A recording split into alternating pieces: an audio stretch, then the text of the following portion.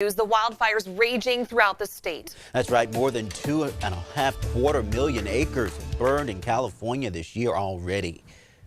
We have live team coverage tonight. ABC 10's John Bartel, Monica Coleman covering the Bear Fire, which is burning in the Plumas National Forest. Mady Gomez is live at the newest threat, the Willow Fire, burning in Yuba County near Collins Lake. And meteorologist Monica Woods is tracking the air quality from all the smoke. But first, let's get you up to speed on the Bear Fire. This is part of the North Complex, which has burned more than 250,000 acres and is only 38% contained. Fire officials say it's moving so fast, it's burning at a rate of 1,000 acres per half hour. Evacuation orders are in effect for parts of Yuba, Plumas, and Butte counties. This is actually just south of where the Camp Fire burned back in 2018. Let's go now to ABC 10's John Bartel live in Lake Oroville, where many are being evacuated. John. Yeah, Chris, hey, the smoke is very thick and the burn scars here are still very fresh. Take a look over here. This is what's left of a house right off of Simmons Road. That's on the eastern side of Lake Oroville here, right off Highway 162. And this is one of the areas that was actually evacuated. And the reason that it was evacuated is that this fire was moving very fast and it was very windy. Take a look. With smoke so thick, it's difficult to see, but boats are still floating at Bidwell Canyon Marina, and California's first mother orange tree is still standing next to the historic Bidwell Bridge. But it's a much different story playing up on Highway 162. There is a reason these roads are shut down here. Oh my gosh, they're so hard to see. There is fire everywhere. Burn scars cover the hillside all along the eastern edge of Lake Oroville. Oof. Flames are not far. Up Simmons Road, homes in a tree-covered neighborhood are on fire. So these house fires are really random in this area. You'll find houses like this on fire down the road, and then just up the road, you'll find houses untouched by the flames. Intermittent winds intensify the fire. This time-lapse video shows just how fast the flames can burn through a home. Fire crews spread out in an attempt to put out flames and create a fire line as wildlife of all kinds flee the area.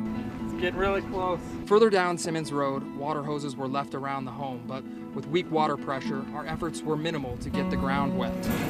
With each gust of wind, Phil Nye watches as brush piles near his home of 18 years burn like matches.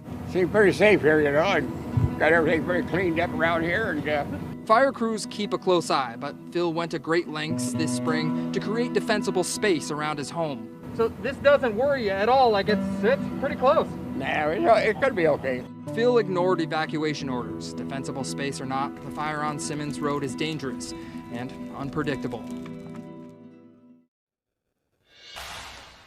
And thankfully, the wind have died down out here in this area. But I want you to take a look at this here. The major fire has gone through, but there's still some of these small fires burning within these trees, making it extremely dangerous for anyone walking through these forests here. And it's extremely dangerous as we go up the lake here. And my colleague, Monica Coleman, is actually up at Berry Creek. It's about 25 miles from here. And Monica, I can only imagine the damage you're seeing up in that area. Yeah, John, let me show you exactly what that damage looks like. I'm right off of Highway 162, and this power line behind me is down. I want to show you the power pole that fell right before my live shot right here. There's still flames coming out of the pole. You can smell it, you can feel the heat, and you can see the smoke coming out of this power pole right here. Just destruction everywhere you go when you're coming down Highway 162. And when I went to Berry Creek, we spoke with some people who say they're staying to defend their homes while others evacuated and are now, for the first time, without anything. We ran last night. We got half of our animals. We couldn't get the other half. We had to run and get in the truck and go. I'm 55 years old and I've never been homeless. It's going to be rough.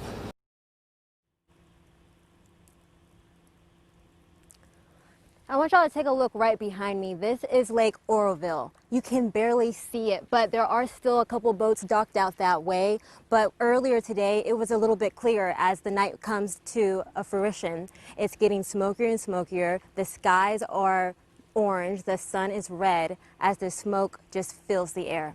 Chris?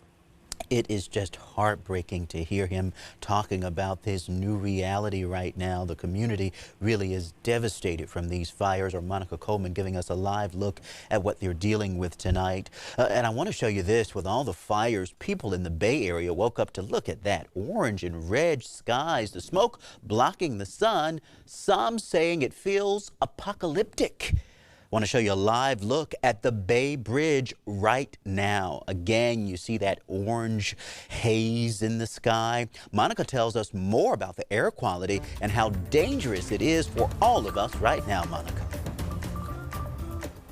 Absolutely. Now, we are starting to see a shift in our wind coming out of the southwest. We had those predominant north and east winds yesterday, which brought in the smoke from the North Complex fire. Now we're starting to pull in just a little bit from the August Complex, which is, by the way, now the second largest fire in California history.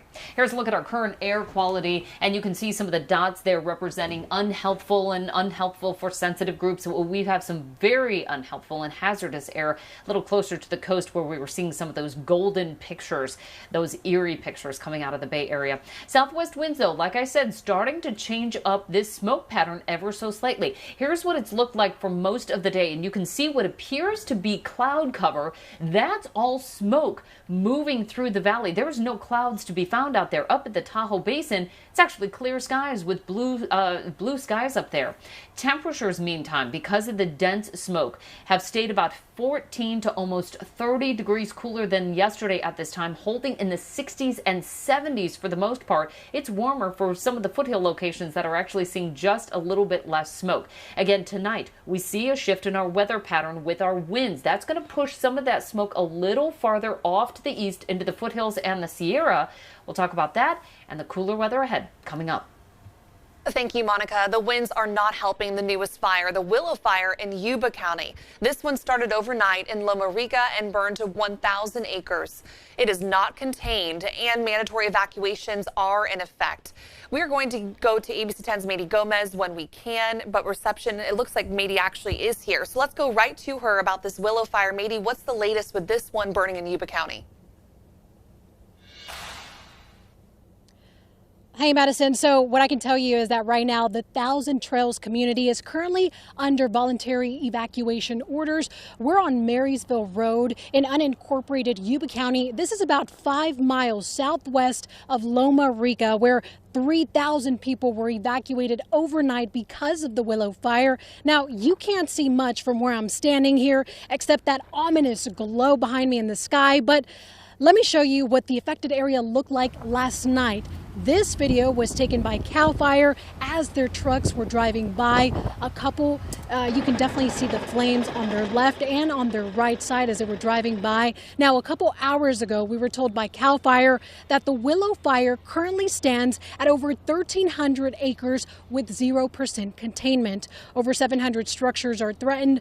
14 homes have either been destroyed or damaged.